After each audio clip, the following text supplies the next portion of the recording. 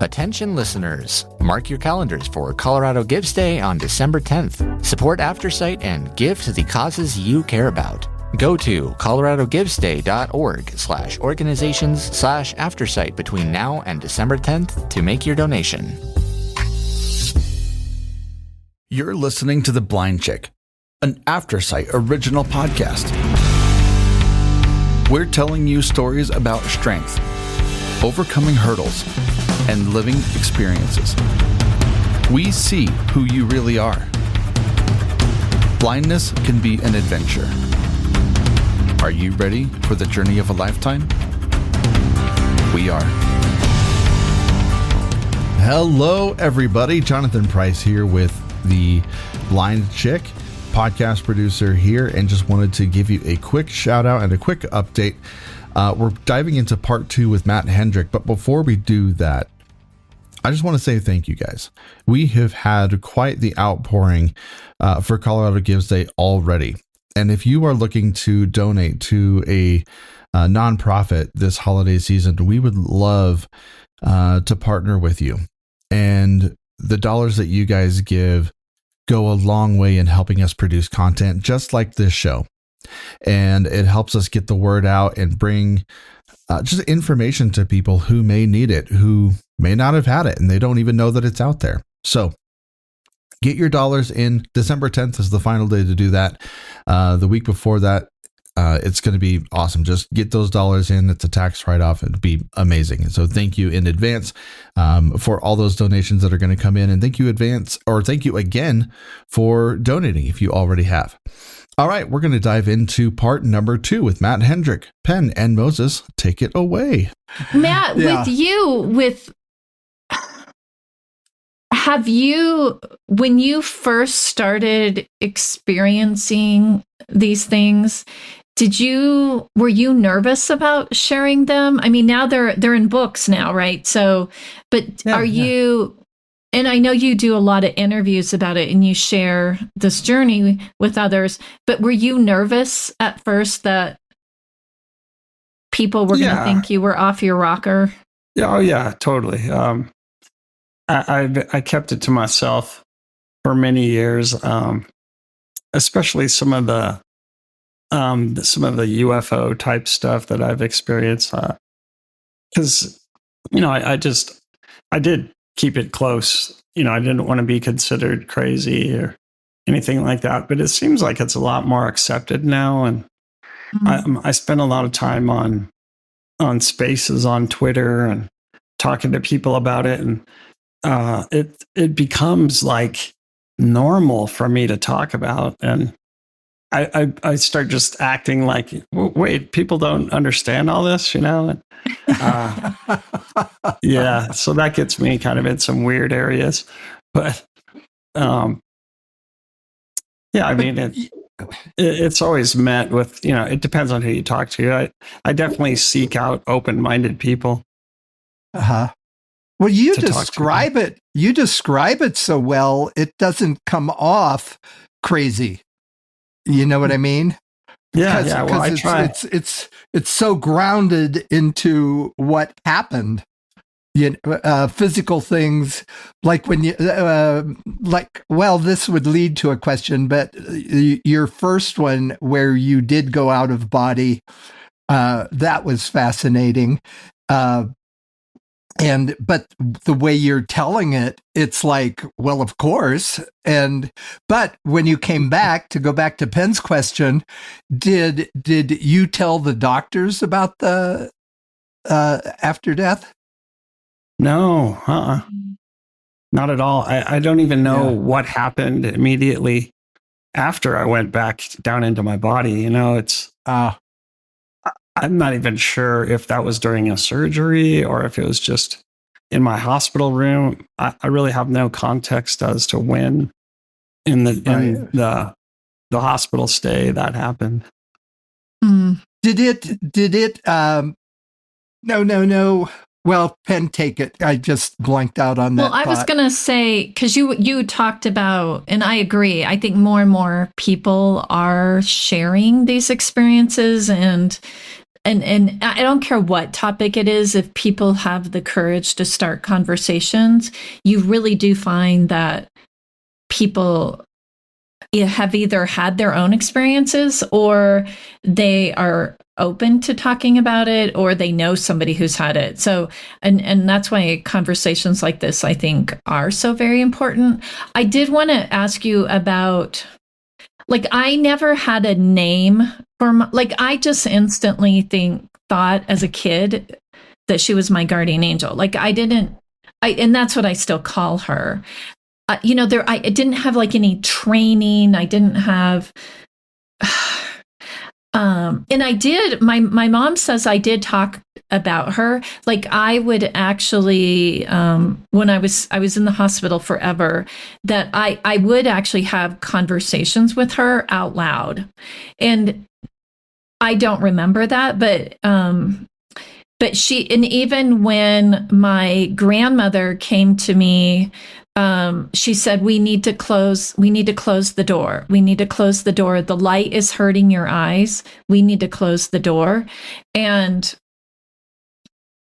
it was, and even at that time, my brother, who is now gone, was there, and he was the one, and I couldn't get the door closed because I was raised in a family. If an adult told you to do something, you did it. There was no questioning it.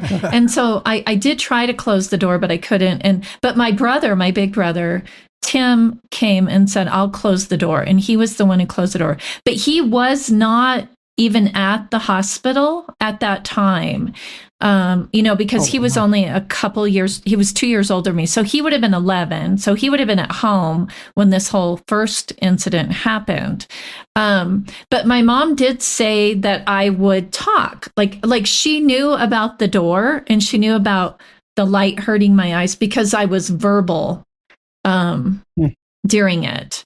And my mom was, very open to things like this. She was Native American, and she was more open to it, I think, than my dad was. But I didn't ever like have a conversation with her or anything.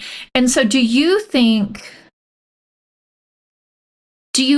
that people who are very religious and see angels and spirits, versus people who are in tune with extraterrestrials, or there's all these different labels, right? Do you feel that they're all connected, or do you feel that they are actually in these separate buckets? Am I making sense? I think, yeah. I honestly think it's all the same thing. And just even with any kind of things you see in the sky, like that would be called a UFO. I think that ancient people just saw the same thing and called it angels. Good It's idea. just stuff that's been happening. Well, yeah, if you look back, even we spend a lot of time, or we have spent a lot of time down in the Mayan peninsula in Mexico. And if you go into some of their caves and things, these are hundreds and hundreds and hundreds of years old. Their drawings, some of them do look like what maybe we would draw today as a UFO. Yeah. Well, I've seen some of that stuff. Yeah. So with your new book, The Uncommon Vision, do you have some of your paintings in it? That's one thing that I've been criticized on, is I didn't include the paintings. And I totally forgot. Oh, well, they don't work real good on the audio books. Right. They can be audio described. They can be audio described. Oh, that's right. They could be. Yeah. Oh, I'm afraid to try. Well, from my take on it, and hopefully it's a positive, is that, how would you put it? I love it because your style is not like everybody else's. You get so tired of seeing the same old, all over the place. And then they're kind of spooky, but at the same time, they're like beautiful portraits, but very unique. And your color choices too are just amazing. And that's partially because I'm trying to broaden and look at a lot of people, because I'm starting to mix the old photos with the Edward Hopper paint, his style. And it's working as far as I'm concerned. I don't know if anybody else will like them, but everybody who sees them likes them. Yeah. Oh, and how would you put it? It's like your paintings say something, and so it's got the true point and meaning of art. And yet they're definitely something that if you had, 10 or 20 of them on your wall at home, you would really enjoy seeing them every day, Oh, yeah, for sure. My whole house is my art gallery. It's all my own artwork everywhere. It's just fun to learn and, or, look at it and go, I could have done that a little different, or, maybe I'll try that kind of style and do a different animal or something. But I notice a lot of my work does come out it can be a little scary sometimes, a little mysterious looking, not real skin. I'm not trying to do anything. No, it's nothing you look at and go, oh no, it's not that. It's almost mystical to me. Like it's that's a good word. Yeah. I like that. Well, what inspires you with your paintings when you have a blank canvas sitting in front of you? Where are those images coming from? Well, I do kind of plan it out before I sit in front of the blank canvas. I'll find a portrait that I like, that has all the photography rules, the repetition with variation, the rule of thirds, things like that. So it's not just some face that's centered in the middle smiling, it's kind of boring. But, some good variation in there, and some good lighting, some different tonal values, good like light values and dark values. I like that. And I'll actually put it into Photoshop and kind of color correct it to even make the values spread across even more. And then I'll print it out in a couple different ways through Photoshop. And I have a couple pages I look at while I'm doing a painting. So it's not like I just sit down and start doing it. It's kind of thought out. Right. So even with because some of them are very alien looking, where do those are? I can't see very good. So I have great vision, but my eyeballs don't work very well. Except those alien pictures, she thought they were portraits of me. But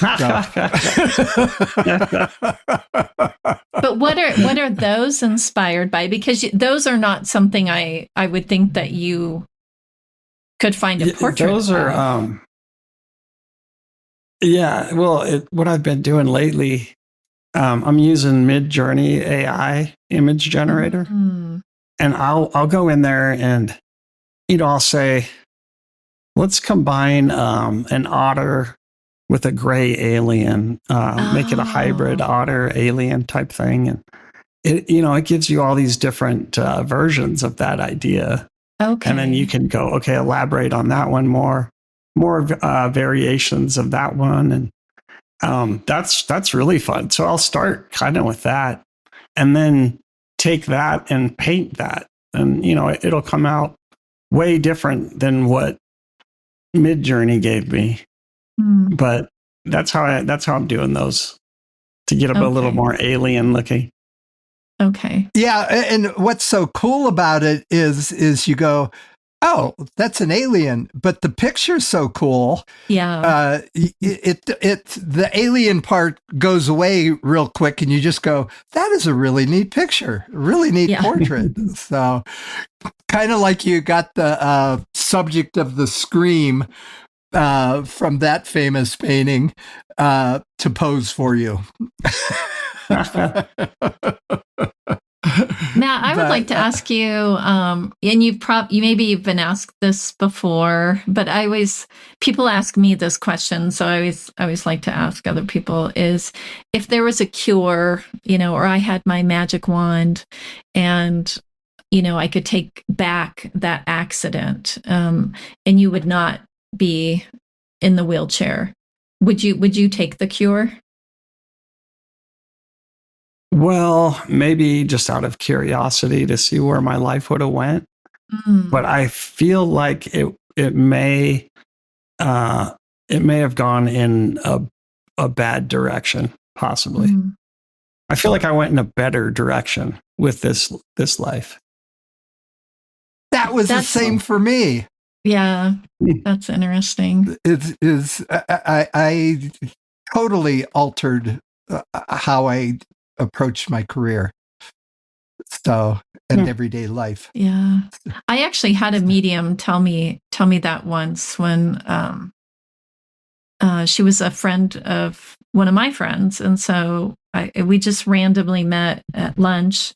It wasn't like a session or anything, but she actually asked me that question with a little bit different tone, and I told her, I said, I don't think so. I really like my life. And she goes, that's exactly what I'm seeing with you. If you had not gone through this and hadn't had the life, you would not have been a nice person. You would not have been a kind person. And I can kind of look back at my life and some of the situations I was in and see that, right? Like I can kind of look back and go, yeah, you know what? I think I would have made a lot different decisions. And I sure as heck wouldn't have the amazing, beautiful people that I have in my life now if I hadn't gone through that. Yeah. And I think disability gives you a purpose. That's a little bit, able-bodied people, they have to really come up with something to have a purpose, I think. And they struggle with that, Yeah.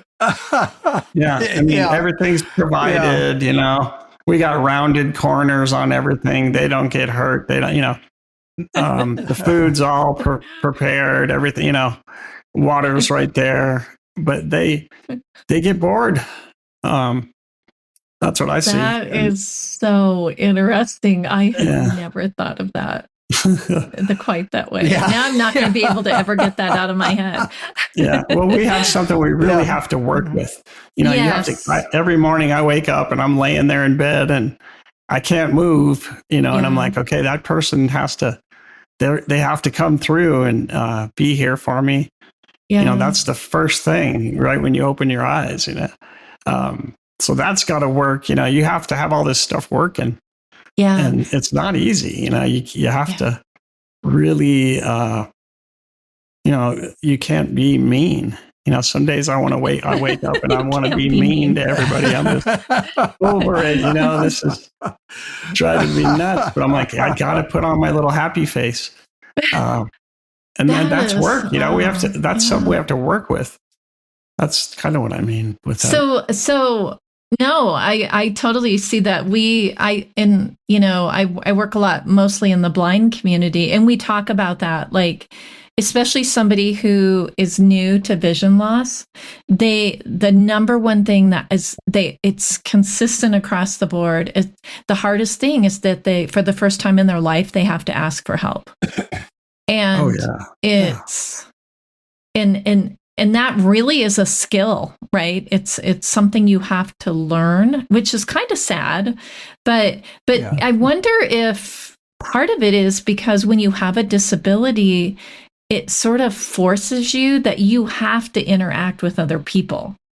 Yeah, oh yeah, for sure. And where if you're an able-bodied, which I really don't like that term, but I can't think of another term that I like any better, but an able-bodied person really could go their entire lives and not really have any super connections with anybody else. Where a person with a disability, that is not even an option. That's not on the table. No, we have to get the support from the able bodies. I know. What is a more modern term for that? That one's been thrown around for 30 years. We got to get a new one. I know. Evan, who I work with, I cannot remember. He has a really funny name for people who can see. Can't remember what he calls them. Sightlings. He calls them sightlings, people. But that's just vision, right? That's just eyeballs.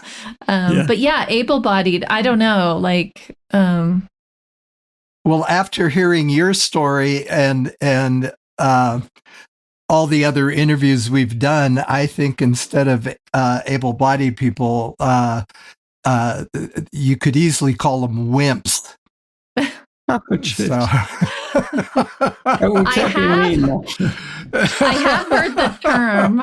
I have a really good friend who actually have several friends. It's kind of crazy how many friends I have that are in wheelchairs because of rock climbing accidents. But Mark Wellman, I've heard he's look him up. He's got an incredible story. Really amazing guy. But he calls people that are not in wheelchairs verticals, which is kind of probably a mountain term as well, climbing term, but he calls people who can walk verticals. So it's kind of like, I think maybe we all have these different little terms, but it would be kind of fun to come up with a non-disabled. Something that's positive. I mean, it can't sound like we're too jealous. Yes, exactly. Well, this is because we're rapidly hitting the end. I've got for you to give contact information and stuff. But when I was looking up your stuff, your paintings can be had in poster form for only $24. Oh yeah, is that real? You need to raise your prices, dude. Sorry. Those are kind of older prices. One of these days I'll get around to that. But any last statement that you'd like to make sure that you get out there, and then of course promote your book and how to get it and how to contact you and that kind of stuff. Yeah. I just I have a website. It's hendrickmedia.com. People can find the book there. It's on Amazon. That's pretty much it. I don't really have a big ending statement. Nothing real profound. Okay. I think the paintings were on that because I was surprised. Yes. I'm not good at computer stuff besides Photoshop, and I went right to your thing. So you got it's not on the main page of Hendrick Media. Okay. There's a couple other pages, but that's where the paintings are, and you can get the posters and the book. Okay. And there's all my interviews and stuff on there. Yeah, and you're also on Facebook. I started following you. Are you on Instagram as well, or any of the other socials? Yeah, pretty much all of them. It's Matt Hendrick Art. Okay. Yeah. And we'll put those in the notes for the podcast too, so they'll be easy to. Oh, nice. Yeah, I appreciate that. And definitely send us a message when your book comes out in audio format, so we can promote it to. Okay. Yeah. I mean, it should be the blind world. It should be a few more days. Wow, that's so exciting. That was fun. Exciting. That was fun to do. To read your own story. Yeah. You can put, a lot of emphasis on some of the emotion and stuff. Yeah. Yes. But I can't wait. I listen, or I say I read, It's funny because blind people say when they listen to a book, they say, I read a book. But then when sighted people listen to a book, they say they listen to it. But I read hundreds of books every year. And I love a huge variety too. So. Oh, great. Yeah. I would love to get your feedback from them. Yeah, I would love to. Oh, well, yeah. Matt, we'll definitely. Thank you. This has been such a wonderful, wonderful treat. I'm sure our paths will be crossing again. Oh, yeah, for sure. I've got some ideas. My brain's definitely going overload right now. Stay in touch. I would love to hear your ideas. And I go to the Shrine Festival. I've done it 3 years in a row. So wonderful! Yeah, we will be back too. Cool. Sean has given us an open invitation for life. So, and we loved it. Almost our whole staff was there this year, and it was such a beautiful experience. It really was. Love what Sean's doing down there. So. Again, thanks, Matt, for sharing your life and your stories. I do think, this goes out worldwide. So I'm really curious for people to give us some feedback on this topic. And this is a safe place to share your stories, and we'd love to hear them. Please email them to info@aftersight.org. And I definitely want to thank Aftersight for, doing the hard work with this show week after week. Moses and I get to do the fun part. We get to meet these incredible people like Matt, but they really do all the muscle in the background. So thank you, Aftersight. And this week, remember to be kind to yourself and find a way to be kind to somebody else. It's good for your soul. See you next week.